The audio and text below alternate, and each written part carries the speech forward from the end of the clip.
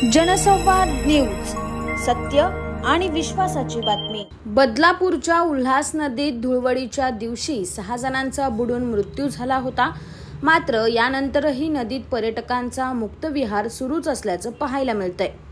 लहान लहान मुलांनाही सोबत घेऊन उल्हास नदीच्या बॅरेज बंधाऱ्यावर पर्यटकांकडून जीवघेणे स्टंट केले जात असल्याची धक्कादायक बाब समोर आली आहे। उल्हास नदीत आजवर अनेक पर्यटकांचा बुडून मृत्यू झालाय। धुळवडीच्या दिवशी 5 लहान मुलांसह एका तरुणाचा उल्हास नदीत बुडून मृत्यू झाला होता। मात्र आज धुळवडीच्या दुसऱ्याच दिवशी पुन्हा एकदा बदलापूरच्या बॅरेज बंधाऱ्यावर उल्हास नदीत पोहण्यासाठी पर्यटकांनी गर्दी केल्याचं पाहायला मिळालं। या पर्यटकांमध्ये फक्त तरुण वर्गच नव्हे तर कुटुंबाचा आलेला सहभाग होता। आपल्या लहान लहान मुलांना घेऊन बॅरेज बंधाऱ्यावर चढत नदीत घसरगुंडी करण्याचे जीवघेणे स्टंट त्यांच्याकडून केले जात होते।